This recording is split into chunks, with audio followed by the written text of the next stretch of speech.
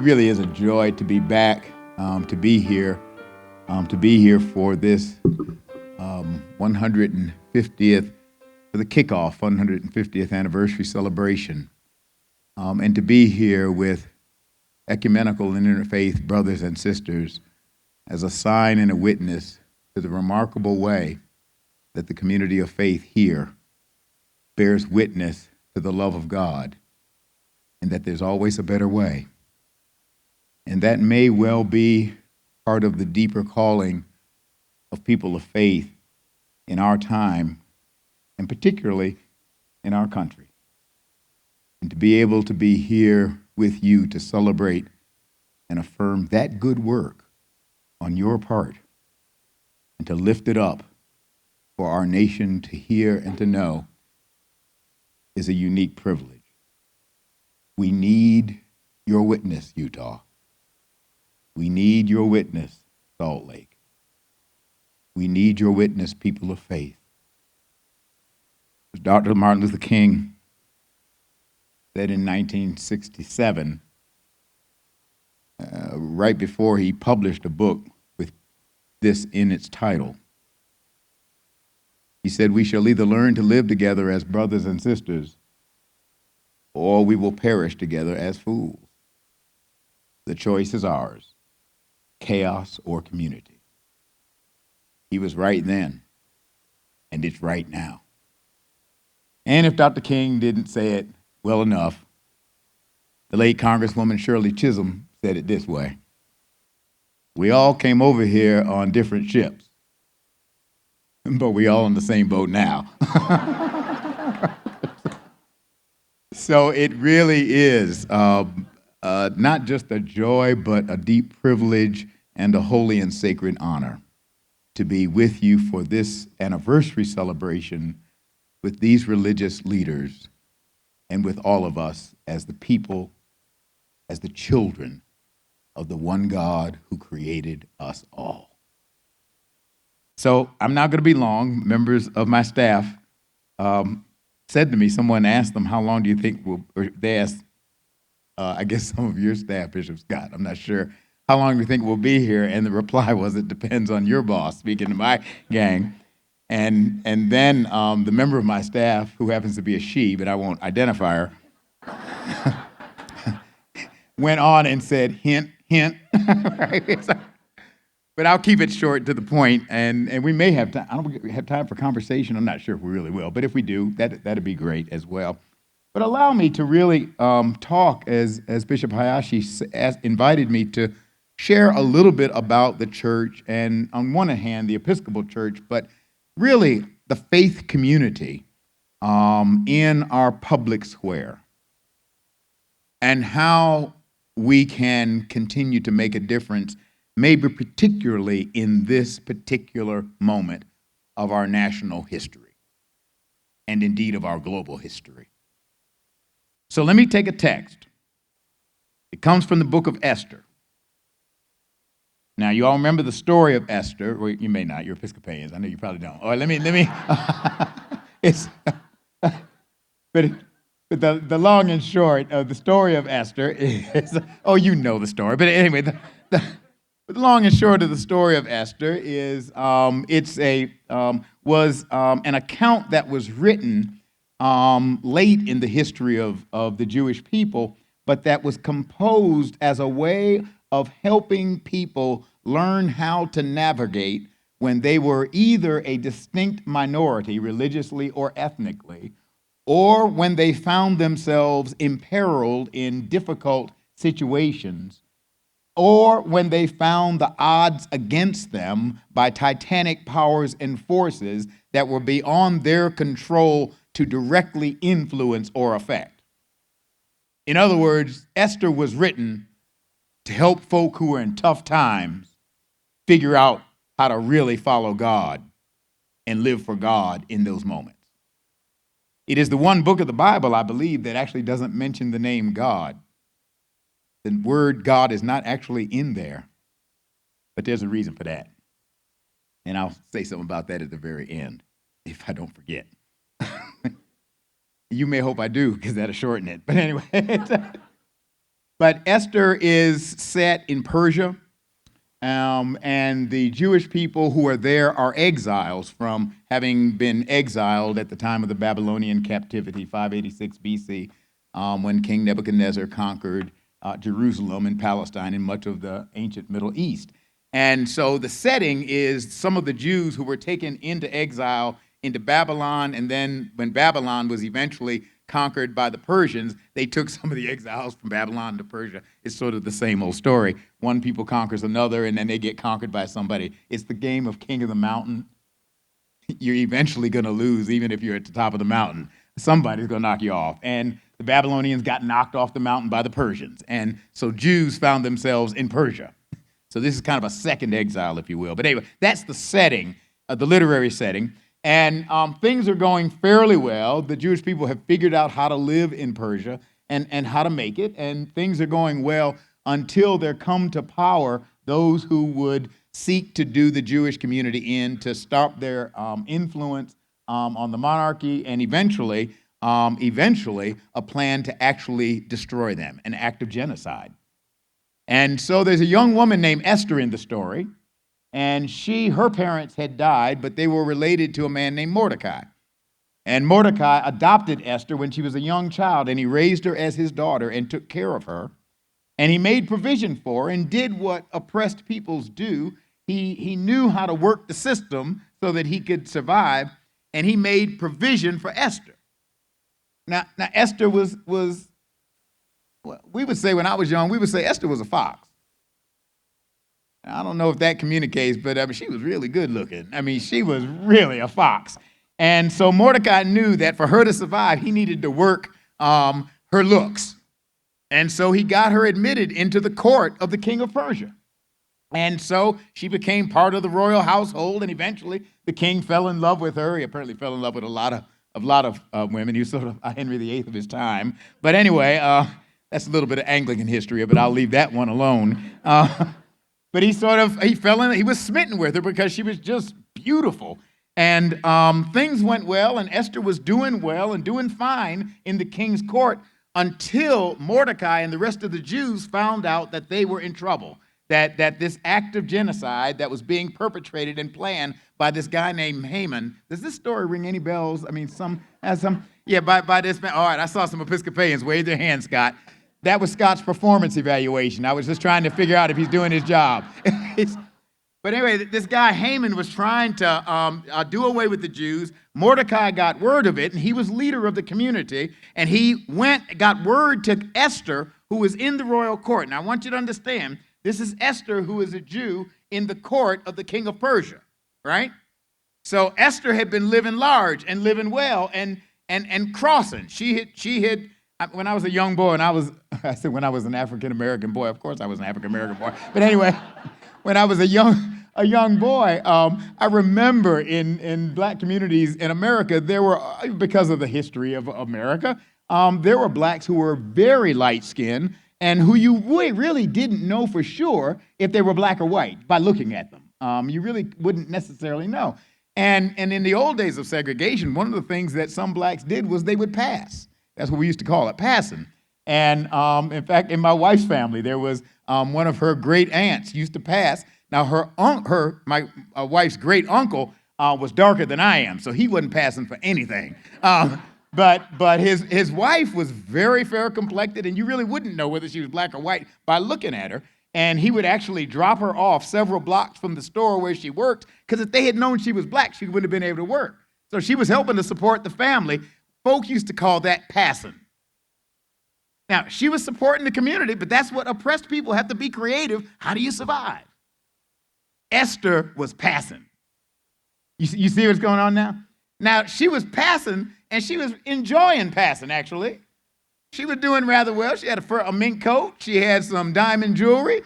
She had a Lexus. I mean, she had everything a heart could want, and so things were going well. And then good old Uncle Mordecai, who's been out there with the rest of the folk, sends word, because he had gotten word about what Haman was up to, and he says to Esther, Esther, now may be the time for you to use your influence on the king to stop the evil that is threatening the kingdom and our people.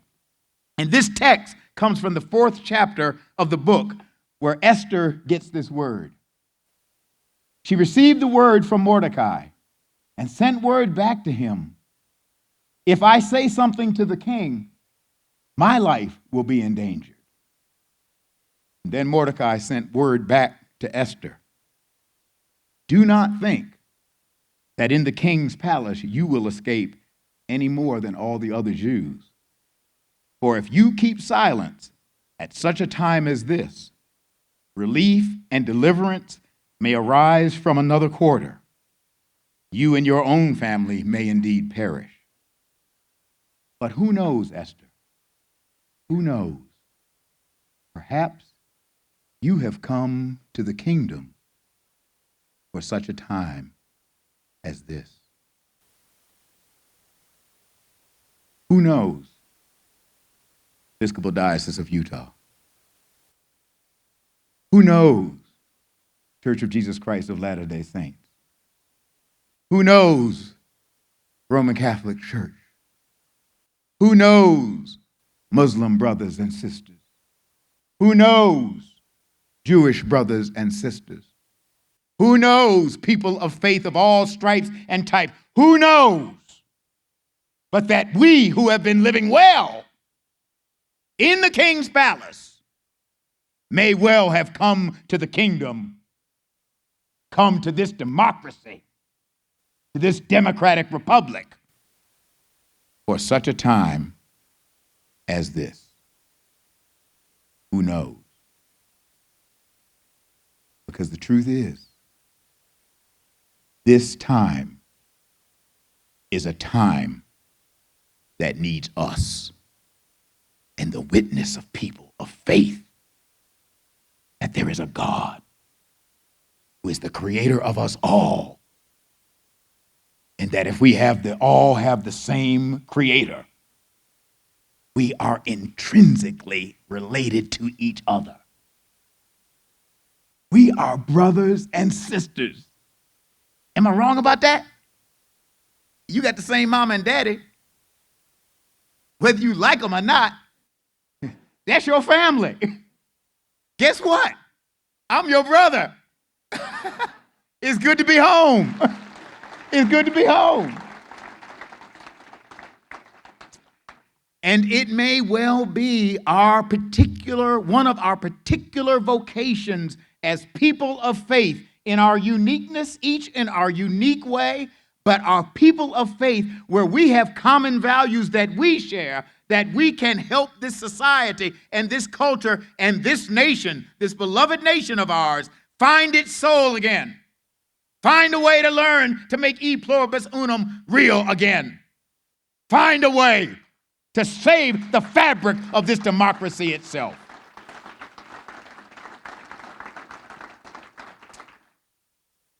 The new name of Esther is Episcopal Diocese of Utah. And you got another 150 years to get it done.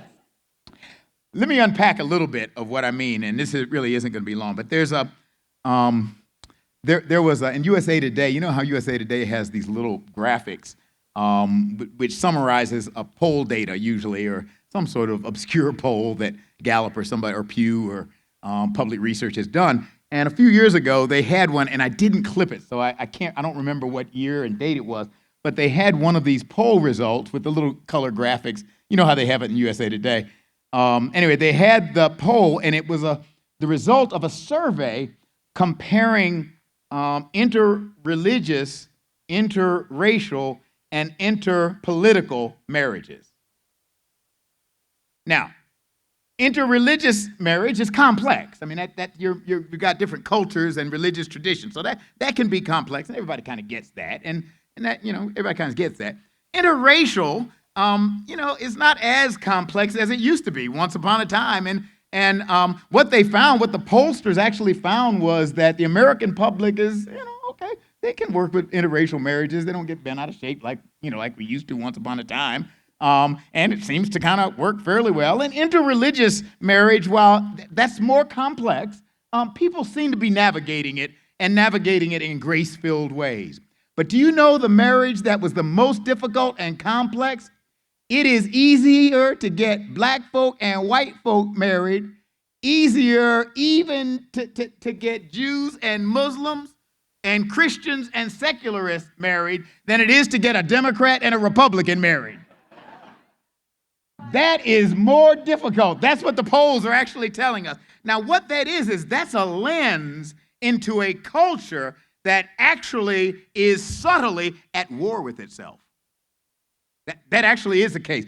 A few years ago, you may remember the book by Bill Bishop called The Big Short. Well worth picking it up again. There's been some further studies that have gone even deeper than that one did. But the long and short of that one basically said that in America, we're just talking about the continental U.S., in the continental U.S., like-minded people gravitate to be with other like-minded people. And it goes so far when you go down and do the demography and study zip codes, not just states, not red and blue. That's easy. But when you actually get down to the zip codes, like-minded people tend to live in the same zip code. They tend to like the same religious tradition. They tend to watch the same news shows. And this homogeneity, and it's been happening for the last 30 years. They're dating it from about 1970. They actually are noticing that it started about 1970, and now it is throughout the culture. We have resegregated ourselves, and no law made us do it. And now this new Jim Crow, I'm not talking about Michelle Alexander's one. That's a whole nother Jim Crow. This new Jim Crow is more pernicious than any pattern of de facto or de jure segregation that ever existed in this country before. This pattern of separation and segregation by like-mindedness will undercut the very fabric of the democracy itself. It is not sustainable. Jesus said it this way: a house divided against itself cannot stand. And when Jesus said that, he was talking about Satan's house. How about God's? How about America? A house divided cannot stand. Folk who watch, I am going to get in trouble now, but I'm going to go ahead and say it. Folk who watch Rachel Maddow at 9 o'clock, Bill O'Reilly at 8 o'clock, never talk to each other. And if they do, it's screaming. But they don't talk to each other. In fact, it's probably hard to have polite conversation with those two audiences. Or Sean Hannity. Maybe go with Sean instead of O'Reilly. Sean Hannity and Rachel Maddow. I mean, the truth is, we actually watch the news channels that accord with our preconceived notions and views, and there is very little cross-fertilization, which means, and what this book and other research is now showing, that this is the formula for the creation and expansion of extremism. It's a new tribalism where people basically stay in their own tribes and they repeat and encourage each other in their same narrative. You can't have a democracy like that. It will not work. This is a formula for social self-destruction. I was in one of our dioceses, I won't say which one, but I was in one of our dioceses, and the bishop and just had a wonderful, a good time where the like you here, the ecumenical relationships are really good, serious, and substantive, where people are working together. We were talking about this at our table, where we agree, work together. Where we disagree, we respect each other. We don't have to agree on everything. I've been married to my wife almost 40 years. I don't remember exactly how long it was, but I hope she's not watching this. But almost 40 years. We don't agree on everything.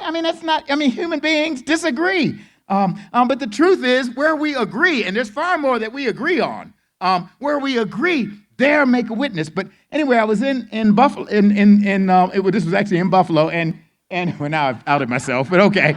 But we had a wonderful time. The bishop had us over for dinner. The Roman Catholic bishop came. They've become good friends. The Roman Catholic bishop was there. Other leaders from ecumenical and interfaith communities were there.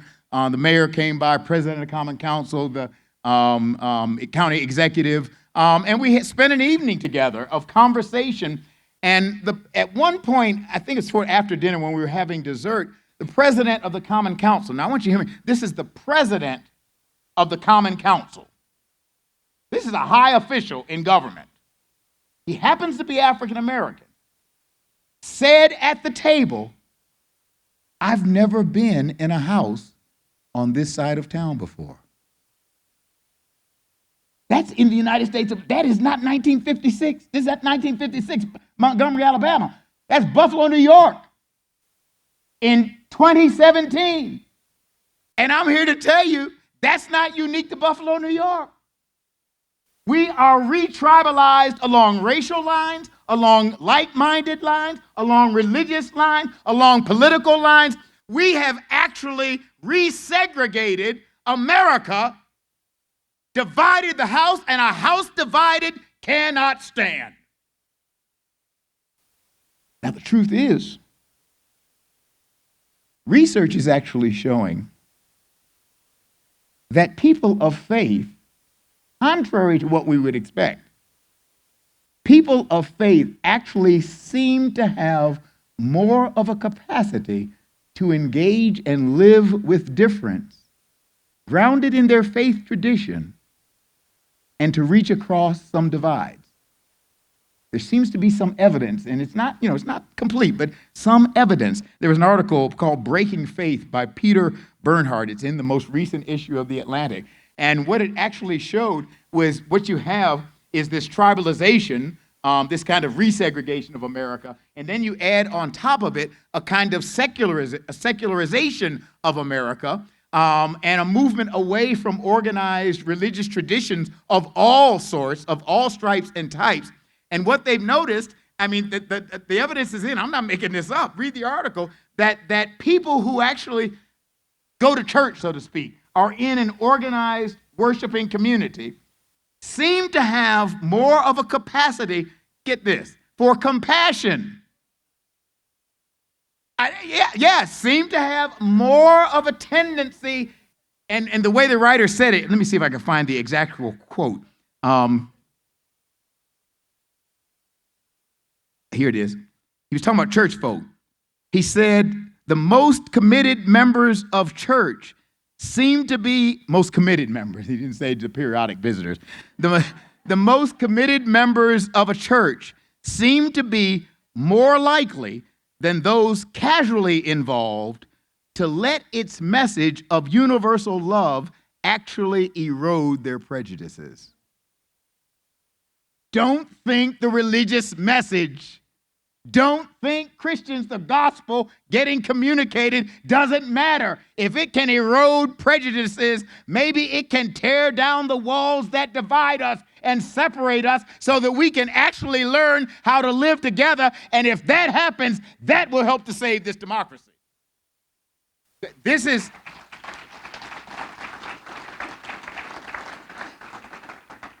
So I would offer two prescriptions, two ways forward.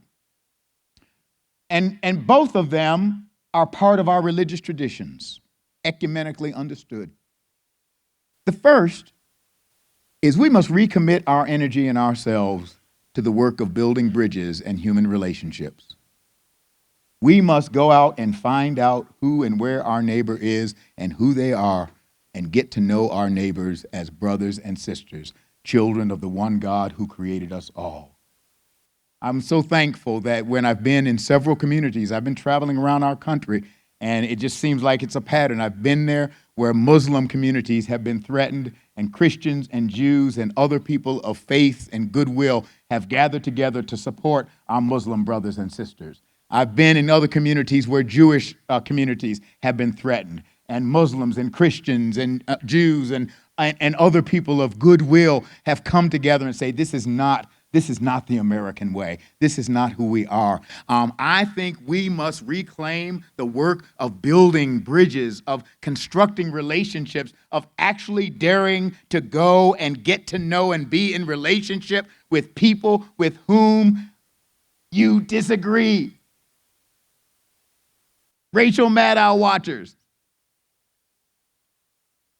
Go and find a Sean Hannity watcher, a Bill O'Reilly watcher, and get to know them as a child of God, and vice versa. It's time to build bridges between our communities. Invite people to dinner. Sit and I'm not talking about a great social program. This isn't going to increase your taxes. And you'll get a good meal out of it. If you fix it, you'll have a good meal. Why not? Why not make a commitment that we're going to do this? Because this is part of saving the fabric of this society. And the second is not to settle for the shallows of our national heritage, but to go deep and to call the leaders of our nation of all stripes to go deep into our national heritage. One of the things that I've said to our church-wide staff, our Office of Government Relations, and our members of our staff, I said, this is not the time for us to engage public policies from an issue base. We must engage matters of public policy from a values base.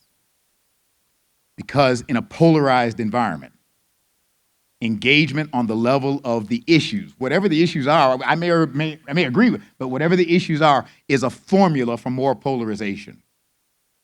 Looking for the values, the common values that we share as people of faith and as Americans, looking for those common values where there is shared space, where there is common ground, provides the context in which I can honor your values and you honor mine, and we find where we can share, and then we can engage public policy from that point, and there you have more of an opportunity for constructive dialogue that leads to creative possibilities that none of us thought of before. Because what you do when you do that is you create space for a center. The extremes are not helping us. We need the sensible center to rise up and to speak and to say hatred is not the way. Bigotry is not the way. Injustice is not the way. We will work together to find the way. That is the American way. Go deep in this national heritage, not on the shallows, but deep. Go deep. Reread the Declaration of Independence. We hold these truths to be self-evident, that all men are created equal, that they are endowed by their Creator with certain inalienable rights, that among these are the rights to life, liberty, and the pursuit of happiness. Go deep into this American heritage. Read the Gettysburg Address. 77 years ago, our fathers brought forth upon this continent a new nation, conceived in liberty and dedicated to the proposition that all men, that all people are created equal. Go deep as we debate immigration and the status of refugees. Go to the New York harbor. Look at the green lady with a torch in her hand. Read the poem at the foot of the Statue of Liberty. Not like the brazen giant of Greek fame, with conquering limbs astride from land to land. Here at our sea-washed sunset gate shall stand a mighty woman with a torch whose flame is the imprisoned lightning. And her name, Mother of Exiles. From her beacon hand glows worldwide welcome. Her mild eyes command the air-bridged harbor that twin cities frame. Ancient lands, your storied pomp. She cries, give me your tired. Give me your poor. Give me your huddled masses yearning to breathe free. The wretched refuge of your teeming shore. Send these, the homeless, the tempest-tossed, to me. I lift my lamp beside the golden door. America. God shed his grace on thee. Crown thy good with brotherhood from sea to shining sea. That's America. There is our value. And there is our hope.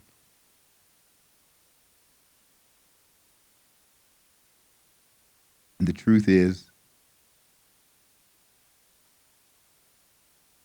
when values like that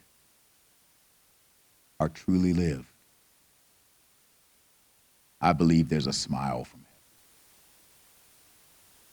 Well, that looks something like God's dream and nothing like our nightmare. And when a country lives into God's dream, then it becomes great.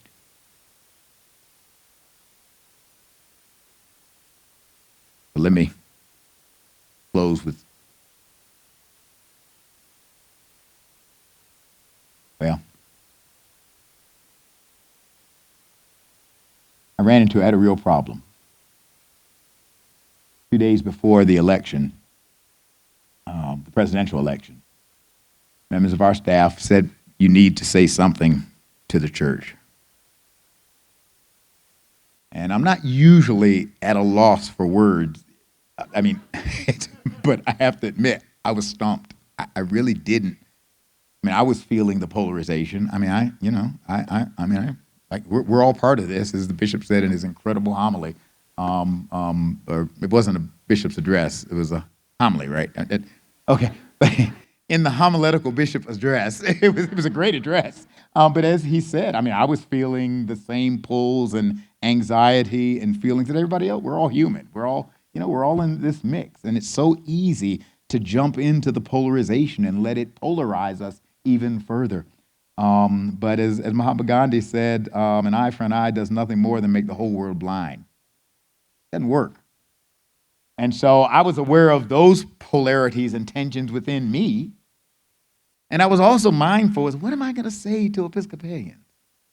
And I know full well that Episcopalians, I mean, some of them are Republicans and some of them are Democrats. They are.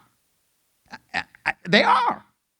And I know full well some of them are real liberal and some of them are real conservative and a whole bunch of them are somewhere in the middle. They are. I get email from them when they're mad. Trust me, I know they are. And I was also just aware of that anything you say in this context can be taken not out of context, it can project even more polarization and doesn't help. And so I really was perplexed. And I remember the day I finally got with Neville Ray Fox. We literally went in the hall room and hallway, and I said, Neville Ray, take out your iPhone. We're just going to do it. I think I know what to do. And she said, you ready? She said, this is going to. I said, I think I know what to do. And I said a few words. And I said, and this was a day or two before the election, so we didn't know the outcome. And I admitted that I didn't know what the outcome would be, and none of us did. And I said, whatever the outcome, we are Americans. When I was a little boy, I learned these words. Let these words be our guide. I pledge allegiance to the flag of the United States of America, to the republic for which it stands, one nation, under God, indivisible, with liberty, justice. America, America, God shed his grace on thee. Crown thy good with brotherhood, from sea to shining sea. Help us, help America to be America.